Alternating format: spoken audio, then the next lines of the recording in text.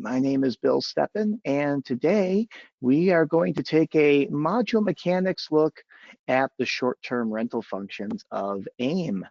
Now, I had done a very brief Facebook Live presentation of short-term rentals some time ago, and I had never really given it the kind of a proper module mechanics walkthrough just because we've done so much to kind of really integrate it into the the point of sale, the basic point of sale. That being said, I would say that it certainly warrants a good long look at it. So we'll be taking a more detailed look, kind of a throwback to the module mechanics webinars that I'd done in the past. And without further ado, let's jump into it. If you do have any questions, definitely type those into the questions box here as part of GoToWebinar, and I will make sure to answer those as I see them come in, if I see any come in. So let's take a look at my I guess you could say by now my go-to system here, my music system here. If you are not a music store, if you deal in other types of short-term rentals, like let's say outdoor equipment or just things of that nature, by all means, don't focus too much on the contents. We are, as always, focusing on the concept. So let's jump into the maintenance portion of AIM, where we do have a short-term rental function, a short-term maintenance area. And I should stress that all of what I'm about to do is entirely optional, but it can make your short-term process at point of sale phenomenally smoother. We're going to start with what we call rental groups. Now, the basic rental groups that I have here as part of this demonstration are grouped by the time frames in which you might rent something out. And that's kind of the concept of what we have with rental groups. I've got 4 here that I'm using as my example: daily, hourly, monthly, and weekly. And to add a group, it's simply a matter of clicking the add button here, typing in a description, and clicking save. And that's all that there is to it. Not a whole lot going on with groups so far. So this is basically how this is going to be made use of here with the groups. Keep that in mind as we go through the rest of this process. Now, the next thing we're going to take a look at is a rental rates table. Now, with the rental rates table, and I just have an example here to kind of get started with us here. We have a band and orchestra accessory table here underneath rental rates. Now, would you be renting accessories? Probably not. You'd be probably renting instruments if you're a music store. Or again, if you are an outdoor equipment place, you might be renting groups of inventory such as, let's say, lawnmowers and chainsaws and chippers and just kind of things like that. That's what we're really focusing on here with the rental rates groupings. Excuse my voice. It's recovering from being lost over the weekend. So here at the rental rates table, there's 3 tabs that we're going to set up. The first tab is simply a header. It's just a name of a grouping, or let me shy away from using the term grouping. It's just a way of putting together certain products underneath a unified rental rate structure. On the rates tab is the rates themselves, and I've got 4 rates set up here: daily, hourly, monthly, and weekly. And what we're doing here is we're establishing not only the name of the rental rate, but we're also establishing an amount, a time interval, and potentially associating this with a group.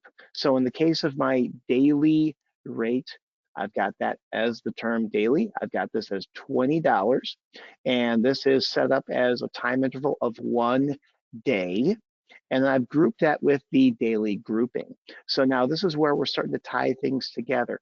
As far as the time interval options, you can see we've got hours, days, weeks, and months. And you can have any number there that you want to have. So if you base your rate on hours, then You could have an hourly rate, and let's say that's every 3 hours it costs this amount. You could certainly set that up for a 3-hour rental, a 6-hour rental, a 12-hour rental, stuff like that. That's kind of the idea of the rates tab, is we're just putting in the rates that apply to, last but not least, the instruments of this rental rates table.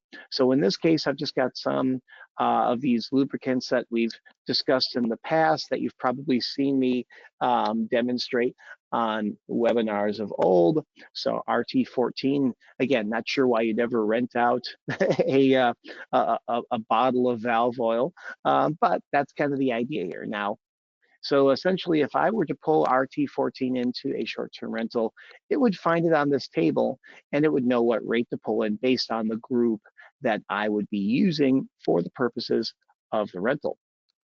Let's go ahead and, actually, before I go ahead and take a look at that in process, when you get to this inventory tab, you'll notice there's two tables here. There's a table over here for individual SKUs.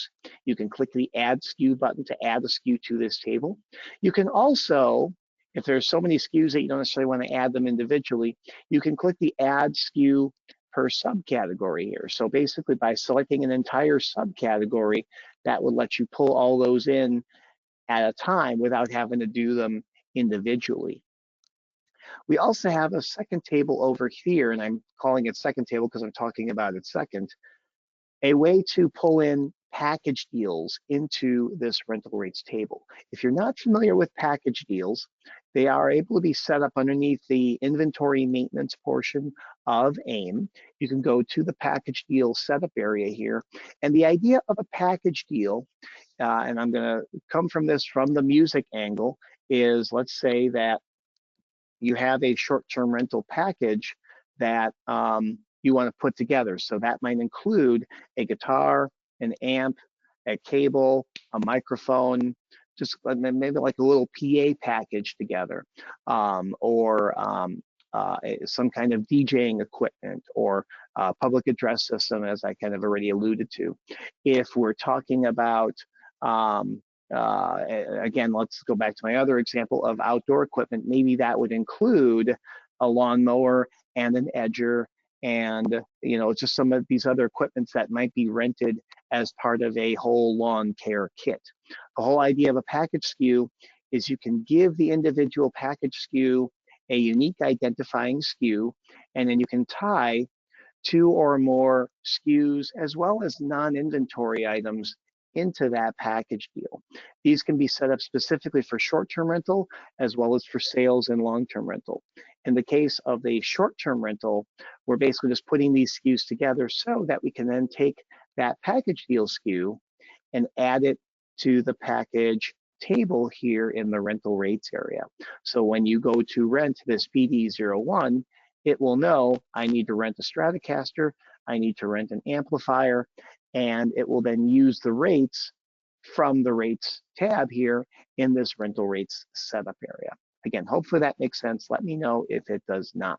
So that's basically, again, the optional setup that you may find handy. Now, some other things that you may want to keep in mind, as always, we do have a few system variables that you may want to take into consideration.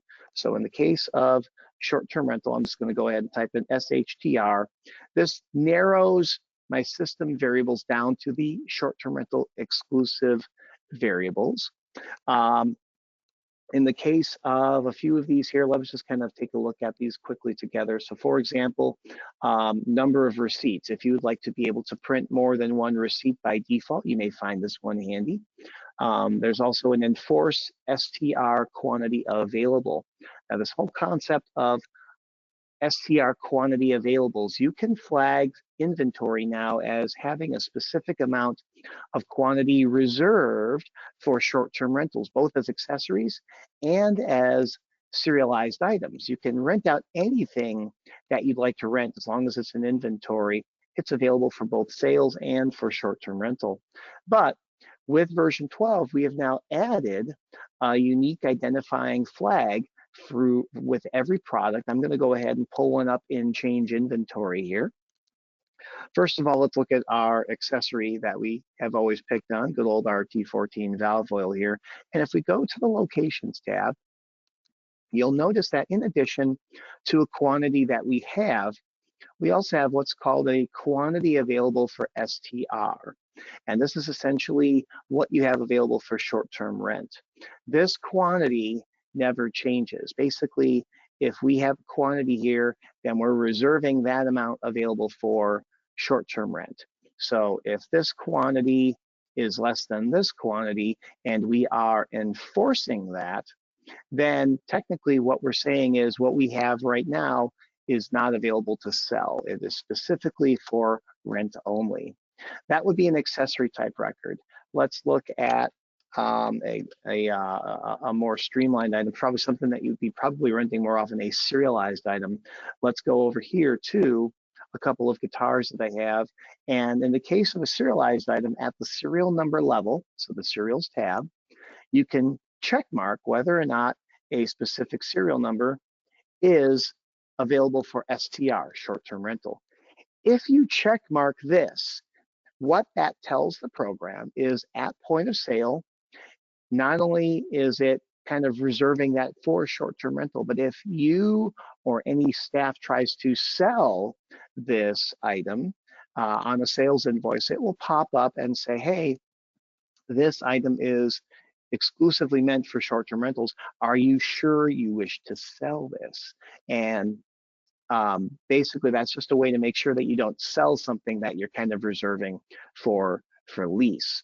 You might have even seen on a number of webinars when I've used my go-to serial numbers here, it's popped up with that little message saying, hey, you're trying to sell this. It's a short-term rental item. Are you sure? Yes or no?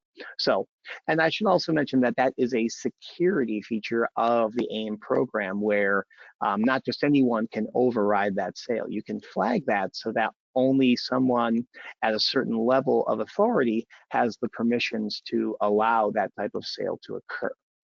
So those are some things that you may want to kind of keep in mind when we're talking about short-term rentals here in version 12. These are exclusively added from version 11. So we did have some things like rental rates and package deal SKUs and stuff like that in versions 11 and older. These short-term rental exclusive things, like these are quantities reserved, are a version 12 feature, as are the groups. We're going to see the groups here in just a moment. A few other things to keep in mind here regarding the system variables. If you would like to have items be going into a lease pool, we've talked about lease pool every now and then here on TriTech University, where it will depreciate the value of an item over the course of a time period, usually 3 or 5 years.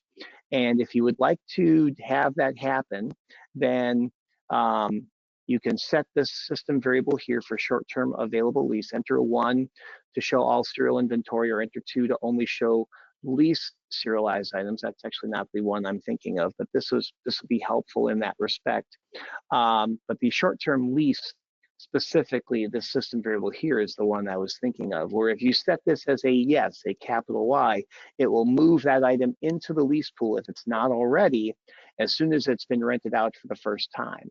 If you set this to a yes, you will then also want to make sure that you set the next 2 system variables in place, the short-term lease book and the short-term lease tax. I'm not going to dive into a whole lot of detail here when it comes to lease pool inventory. I have done a webinar on that. It is available in the member portal through the go-to stage link that we have there, where it is specifically all about lease pool inventory. But you would want to make sure that you have these set if you intend on putting your short-term items into lease pool and have them get depreciated. Last but not least, and you can check out these other ones at your leisure, but those are the ones I wanted to focus on here for the purposes of today's session. One last thing, and this is a little bit hidden, so I want to make sure I bring this up for you to check out. If you need to make sure your short-term rentals include tax, so you're charging tax on your short-term rental rate, you can find that setting in maintenance and ledger and system categories. In the system categories, which we visited every now and then here on TriTech University, underneath the description column here, go ahead and start typing in short-term rental. You can see we don't have a whole lot of system categories here with the description word of short in it. We're looking specifically for this short-term rentals system category, category 1840. With it highlighted, you'll notice that a new box has popped up here, a new field that we can tweak. It defaults to being a tax code of tax exempt. So if you do not charge taxes on your short-term rentals, and I would wager that a majority of states don't, then we're just going to leave this as is. However, if you do both want and need to charge sales tax on the short-term rental rates, by all means come in here and set the appropriate tax rate that you need to charge, whether that's tax rate 1 or 2 and 1 and 2. So whatever it needs to be, you can make your choice there. Okay, let's go ahead and get into some good old-fashioned meat and potatoes now with short-term rentals. This all takes place primarily at point of sale. So when we go into point of sale, just like we do for all other customer-related transactions, we can now, of course, pick our customer du jour, which will be good old Mike Anderson here. And you might have noticed that one of the available modes in point of sale is a short-term rental mode. Mode simply implies how we're going to handle the inventory and the outcome of the transaction. So we default as point of sale mode. We're now going to switch into short-term rental mode. And when we switch into short-term rental mode, if you have established some groups, the first question that AIM will ask you is select your rental group, one or more rental groups if you prefer. The whole idea of this, you'll notice that we see those 4 groups that we had seen earlier, and we now have plus and minus buttons next to those. So we can go ahead and we can say that we are going to rent this item for, let's say, 2 hours. We could go ahead and click the plus button twice underneath the hourly rate, and we'll go ahead and hit select on that. Now up here on this info box, I'm going to point out that what it is doing now based on that group, and because we have that group associated now with some rental rates, it will know to establish the return date based on the pickup date. So in the case here, we can see pickup date is 6/10 at 1:16 p.m. That is the date and time of which I entered into point of sale short-term rental mode. And the return date is now 2 hours ahead of that. So because I picked 2 hours in the rental group area, it's moved that return time automatically without me having to specify the return date and time. From here, we simply go ahead and we scan our items that we're going to rent. I'm going to go ahead and throw in RT14. And at that point, it's going to go ahead and put in $10 of rental. So it's automatically adding that into the grouping. And again, if we go back and look at, or automatically adding that into the rental, if we go back and look at the groups, that's where the grouping is coming from. I actually want to go and look at the rental rates. My apologies. So again, if we come back here and look at the rates, we can see that the hourly is set up as an amount of $5. We added 2 hourly groups to that. By extension, it knows not only to rent this for 2 hours, but then to also go ahead and charge this amount twice. So that's basically how it's doing the math on that. Now, while you're in short-term rental mode, by default, a button will appear over on this left-hand column, this toolbar called short-term rental functions. This is part of a short-term rental overlay that's available when you go into short-term rental mode. This menu here is a menu all of its own. It's available in the point of sale menus editor. And this is where we can find a number of exclusive functions for modifying the short-term rental as a whole. So starting with changing the pickup date, if we needed to change this pickup date to be a different time.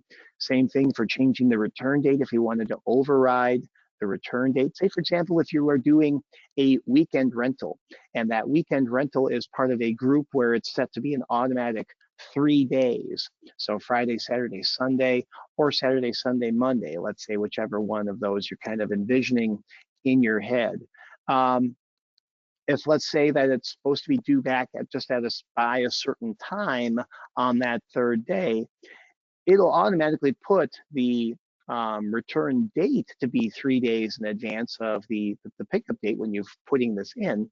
But you may want to tweak the time. So by coming in here and clicking on change return date, this will then bring up that return date and time. And what you may find easiest to do is just click on this drop down where you have both a calendar as well as a hour and minute selector. So if I wanted this, obviously I put this in as 2 hours, but let's say I wanted this to be due specifically at 3:30 p.m. So I could come in here, it's already on the 3 o'clock. I could come down here and just click the 30, and you'll see that is automatically making it to be 3:30 p.m. If I wanted this to be 3:30 a.m., not that I would, but I could click right here where it says p.m., and that switches it over to AM. I'm going to leave that as PM though for now. So then I click close, I click OK, and it now has the updated return date on there. If you're going to take any kind of security deposit against this short-term rental, maybe one that's going to be refunded afterwards, you can click the deposit or down pay button. That will be collected in addition to the amount of the rental. So basically, if I say OK on this, then that will collect not only the $10 valve oil rental fee, but it will also collect a security deposit. So you'll notice that it's showing short-term rentals of $20, but on the short-term rental itself, it's only showing valve oil of $10 with a subtotal of 20. That's because we are also taking a security deposit on top of that. I'm going to go ahead and clear that to bring that back down to the $10 owed so far. There are some other functions in here, such as, for example, extending an existing short-term rental or modifying any kind of pickup or return notes. You may find those really handy. There is a function known as reservations, which when you are using a reservation, you are essentially setting a pickup date in the future that someone is reserving with, and then also a return date. And if you are doing a reservation, the reservation is going to have a specific pickup date and time and return date and time, but it will not actively flag that as being out of stock. It will be considered unavailable for the duration of the reservation window, but it's still technically available to rent up until that point. Now, if you are using the reservation function, which is available just underneath the menu options themselves, modules and short-term rentals and reservations, which is going to look exactly like this. It's just not going to put that item officially out on short-term rental. When someone does come in to pick up their reservation, you'll go into short-term rental mode, you'll go to the functions, and you'll click the STR pull-in reservation, and that will take what you have on reserve and activate it onto now the open short-term rental. If you need to review availability while you're doing that reservation, you can simply click the availability button. That will bring up an availability calendar where you could then pull in and you could see basically of those SKUs what you have available over here. So here on the RT14 option, when I select that, oops, let me go ahead and bring that back up here again. So RT14, basically what this would show, and of course I don't have a whole lot going on here with this, but basically it would show if it's been reserved for dates and times, and it would show how many I have available if there is one reserved for that time, how many I would have available to rent in that same window. So I don't have any reservations in here. That's why nothing is showing up right now. But if I did, they would be showing up there. And then last but not least, the short-term rental history. So you could go in and you could actually review the number of times that this has been rented. This is going to be extremely handy if you have a lot of serialized equipment. We're keeping track of all of the history of this all of the times someone has rented it, who rented it, how long they rented it for, how much they paid for that, when they picked it up, when they officially returned it. All kinds of history is being tracked with short-term rentals. So you may find that extremely handy. And in addition to all of that, you can at any time go back and look at an inventory item. If I bring back up the change inventory screen here for my GT 1001 guitar, the system will track how much rental revenue this item has brought in. So on this screen, and it's hidden a little bit, but let me see if I can find it here. We have this contract amount field here. So whether or not this is being rented on short term or on long term, every time this item has gone out on rent and then returned, it will show you how much it'll add to this field here as far as the amount of contract revenue this has brought in for you. So you may find that extremely handy as well. Let's go ahead and I'm going to actually remove one of these. It had selected that and pulled that in here. I'm just going to right click and delete one of them. We're only going to rent one. So when I go ahead and I tender this, and of course it will ask me for any kind of payment amount. If you are not charging the rental amount up front, you can always charge this to the customer's account. I'm going to go ahead and say that this was paid upfront cash, $10, just for the ease of today's webinar. And I will finalize this, and they will walk out of the door, not only with their rental product, but a receipt, including all of the details of the rental. I'll throw this up on the screen now so that you can see this in action. I may have to pull it over onto my other monitor here. I will, so 1 second. So here we can see on the rental receipt, we can see specifically, let me go ahead and zoom in on this a little bit. Make this be, let's say 200%. So you can see this is going to show the rental transaction number, the date of the transaction, the pickup and the return windows, and of course, all the rest of the info here. By the way, if you're wondering what's going on up there, I was doing some testing with having info printing alongside of a receipt logo. So, but yeah, they'll basically show all those details on there for you. And again, if you have that set to print more than one copy, you can have a copy not only go with the customer, but you can have a copy stay with you and maybe go into a staging area where you'd like to have a paper trail of all open and outgoing short-term rentals. You don't necessarily need that, however, because AIM being a fully integrated database, you can at any time go into your reports and inventory where we have a short-term rental listing of specific reports, and you can do short-term rentals.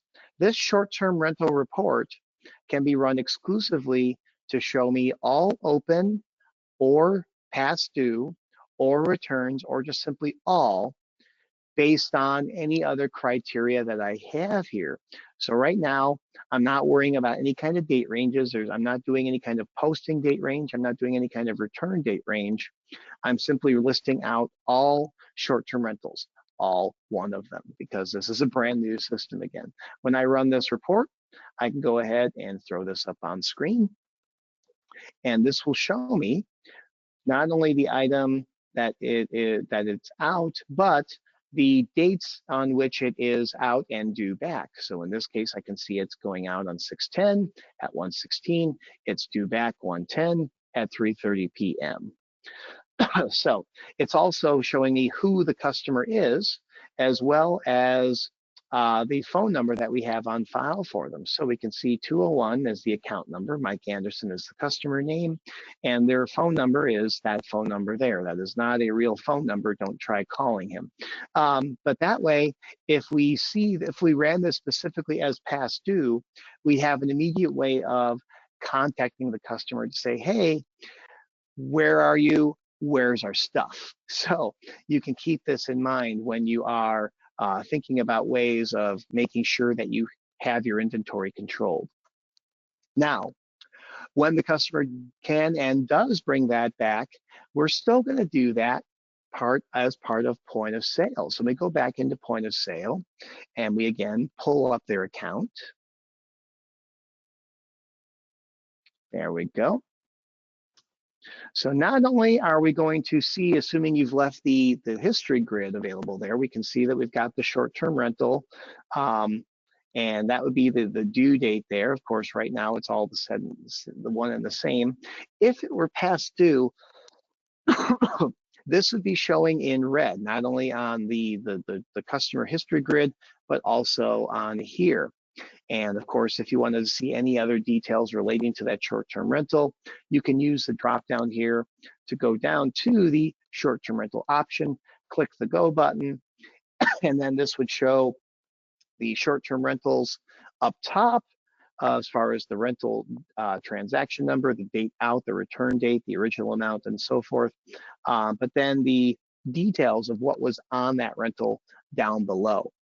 When the customer is coming to bring this item back, as part of your standard miscellaneous forms menu, I say standard because if you've tweaked this at all, it may not be there, something to keep in mind. You can always add it back if need be, but you'll have a return short-term rental link by default right here. If you do not, you can still access it by going to modules and returns and going to return short-term rental. Either way, it's going to bring up this screen here, which, because we're now on Mike Anderson's account through point of sale, we're going to see all of the items that are out on rent. So there's the invoice number 1012, the pickup date, the return date. If they are past due, this time elapsed field here will show basically how long they are past due.